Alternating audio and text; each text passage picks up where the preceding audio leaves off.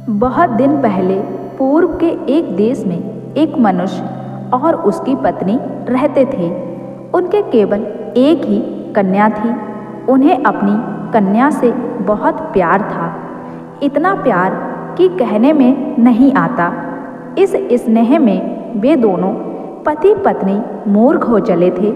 जब वह लड़की अभी छोटी ही थी, तब से वे उसके मुंह की ओर निहारते हुए बोल उठते, आहा हा, हमारी पुत्री कितनी रूपवती है।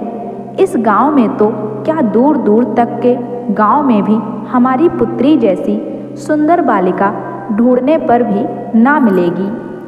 हमारी वाह वाह तो सचमुच ही एक अप्सरा है, अप्सरा है। वाह वाह जो इस बालिका का नाम था, यह सब कुछ सुनती रहती थी और बचपन से ही अपने मन में इसको सोचती रहती थी। दिन बीतते गए और वाह वाह भी अपनी बुद्धि की कसौटी पर इस बात को तौलने लगी।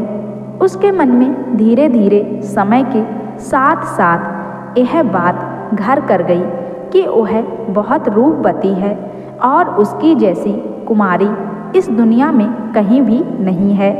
बरस पर बरस बीतते गए, वाह वाह भी बड़ी होती गई और सचमुच ही वह युवती होने पर एक सुंदरी प्रकट हुई। उसको जवान होते देखकर उसके माता पिता को उसके ब्याह की चिंता सताने लगी। वे सोचने लगे, हमारी रूप गुण यौवन संपन्न वाह वाह के लिए ऐसा ही पति होना चाहिए। कई जवानों के नाम उसके सामने नाते के लिए आए, लेकिन उन्हें उनमें से कोई भी पसंद नहीं आया।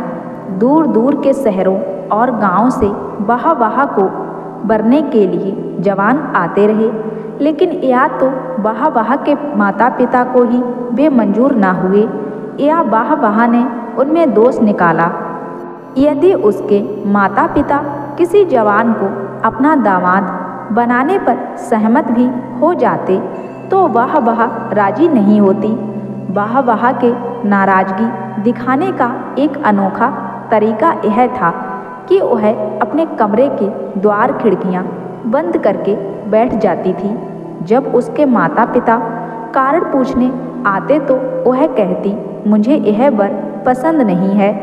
दिन बीतते देर नहीं लगती, वाह वाह अब एक पूरी बालिका स्त्री हो चली थी, लेकिन उसका विवाह कहीं भी तय नहीं हो पाया। उसके माता पिता इस कारण बहुत दुखी रहने लगे। उन्हें और भी दुख तब होता था जब वे अपने पड़ोस पड़ोस की तथा वाह वाह से कम सुंदरी लड़कियों को विवाह करते, घर बसाते और सुख का जीवन बिताते देखते थे। वे मन ही मन में सोचते, हाय हमारी वाह वाह का भी विवाह हुआ होता तो हम भी सुख की सांस लेते होते। इसी बीच वाह वाह की माँ का एक दिन रसोई घर में खाना तैयार करने में लगी हुई थी। वाह वाह भी उसी के पास बैठी हुई थी। उसने अपनी ठोड़ी अपनी हथेली पर रखी हुई थी और ना मालूम क्या सोच रही थी। फिर एकदम उसकी विचारधारा मानो भंग हुई और वह बोल उठी, माताजी, प्यारी माताजी, मैंने अब विवाह करने का निश्चय कर लिया है। उसकी माँ ने ये शब्द सुने तो मानो उसे अपने कानों पर भरोसा नहीं हुआ। उसने उसके सिर पर प्रेम भरा हाथ फेरते हुए कहा, मेरी प्यारी बिटिया, अच्छी बिटिया, कितनी अच्छी हो तुम। मुझे तुमसे यही आशा थी। कितने खुश होंगे तुम्हारे पिता यह बात सुनकर और कितनी जल्दी वह तुम्हारे योग्य वर ढूंढ निकालेंगे। लेकिन वाह वाह ने उसकी बात को काटते हुए अपने गंभीर भाव से कहा, जानती हो माँ, मैंने किससे विवाह करने का निश्चय किया है? नहीं तो बिटिया, मैंने अपने से सुंदर वर को वरूंगी और वह है सूर्य। सूर्य के चमकते हुए मुखड़े से मेरा प्रेम हो गया है। सुनहले रथ पर चढ़ा मुझे वह कितना प्यारा लगता है। जब वह मेरी ओर ताकता है तो मैं इतनी प्रसन्न हो उठती हूँ कि मेरा यह मुँह दमदमा उठता है। यह सुनकर उसकी माँ पर मानो बिजली गिरी और वह घबराकर बोली, पुत्री क्या कह रही है तू? पागल तो नहीं हो गई? कहाँ सूर्य और कहाँ तुम? तो आप भी मेरी सत्य बात को पागलपन समझती हैं। उसकी माँ ने एक लंबी आह भरकर कहा, बेटी यह पागलपन नहीं तो और क्या है? क्या सूर्य भगवान ने भी आज तक किसी साधारण स्त्री से विवाह किया है? तो क्या मैं एक साधारण स्त्री हूँ? यह नहीं हो सकता। आप लोग ही तो कहते रहते हैं कि मैं अन्य स्त्रियों से भिन्न हूँ, और है भी सत्य, मैं और स्त्रियों से अधिक रूपवती हूँ। लेकिन बेटी तुम इतनी नहीं हो कि सूर्यदेव तुम्हें वर ले। हम तो इस लोक के हैं और वह उस लोक के। इस पर वाह ने और भी जोरदार शब्दों में कहा, मेरा निश्चय अटल है। मैं विवाह करूंगी तो सूर्य से, नहीं तो किसी से भी नहीं। उसकी माँ को अब और भी चिंता खाने लगी। शाम को वह अपने पति के साथ बहुत समय तक अपनी पुत्री की मूर्खता की बातों पर विचार करती रही। वे कहने लगे, हाय हाय, हम लोगों ने स्वयं अपने पैरों पर कुल्हाड़ी चलाई है। हमने ही इसको इतना घमंडी बनाया है। अब हो तो क्या हो, पास पड़ोस वालों से भी अपने दुख की बात कैसे कहें? उन्हें तो हमने कभी आदर की दृष्टि से देखा भी नहीं। इस पर उसकी माँ ने कहा, पतिदेव, बेटी बहुत बिगड़ गई है। अब उसे किसी ऐसे आदमी को सौंप दिया जाए जो बड़ा क्रूर हो और इसको अपने अधीन कर पाए और इसका दिमाग ठिकाने लगाए। यह बात तय करके वे सो गए। सुबह हुई तो क्या देखा कि वाह का कहीं नामो निशान भी नहीं मिला। ना मालूम वह किस समय और कहाँ चल पड़ी थी। अब वे उसको तलाश करने लगे, लेकिन उसका पता कहीं नहीं चला। अब सुनिए वाह का हाल क्या हुआ। वह सूर्यदेव को वरने के लिए रात के अंधेरे में ही चल पड़ी थी। वह कई दिनों तक घने जंगलों में आगे ही बढ़ती गई। वह आगे आगे जाती थी और सूर्यदेव की ओर एकटक देखती जाती थी। अंत में एक समय ऐसा आया कि सूर्य उसकी आंखों से बिल्कुल ही ओझल हो गया। उसके चारों ओर अंधेरा ही अंधेरा छा गया। उसे कुछ नहीं सूझा, पर उसे मालूम नहीं था कि वह सूर्यदेव की ओर जाने के पथ पर सीधी जा रही है। इसलिए वह और भी आगे जाने लगी। चलती चलती वह ना मालूम कहाँ पहुँच गई। एक दिन सूर्य ने उसे फिर अपना मुखड़ा दिखाया और उस पर मुस्कराया। वह इतनी तेजी से मुस्कराया कि वाह से उसका मुस्कराना सहन नहीं हो सका।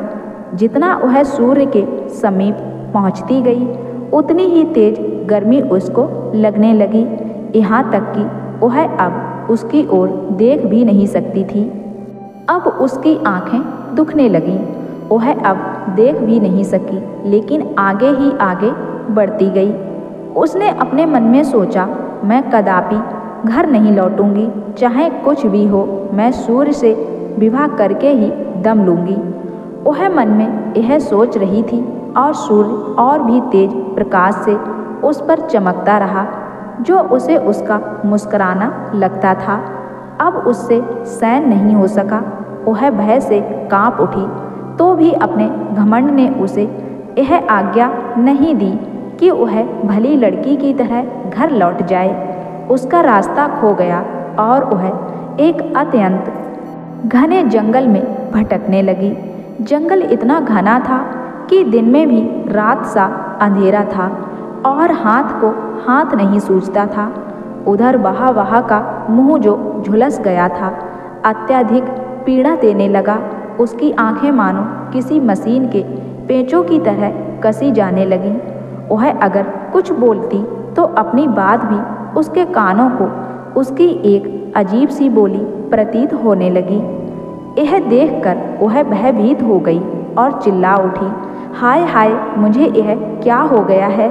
मैं भागकर घर जाऊंगी और माँ से पूछूंगी कि मेरा यह हाल क्या हो गया है? वह एकदम उल्टे पांव भाग खड़ी हुई। वह वायु जैसी तेजी से घर की ओर भागने लगी। वह भागती चली और भागती चली गई, यहाँ तक कि अपने घर पहुँच गई। लेकिन वह अब सुंदरी ना रही थी। उसके सारे शरीर पर छुर्रियाँ पड़ी हुई थीं। उसकी कमल सी आँखें घट घट कर छोटी हो चली थीं और वह बहुत कुरूप हो गई थी। उसे अब कोई नहीं पहचान सकता था। उसे तो सूर्य ने अपनी तेज गर्मी से झुलस दिया था और उसकी शक्ल एक बंदरिया की सी हो गई थी। उसका घमंड काफूर हो गया था। अब उसने एक ऐसे बूढ़े आदमी से विवाह किया जिसके सारे मुंह पर मांस लटक गया था और वह कब्र के समीप पहुंच चुका था। वहाँ को अब सब बंदरिया कहने लगे, पर वह चुपचाप सुनती रही। उसके जो संतान हुई वे तो पूरे बंदर थे।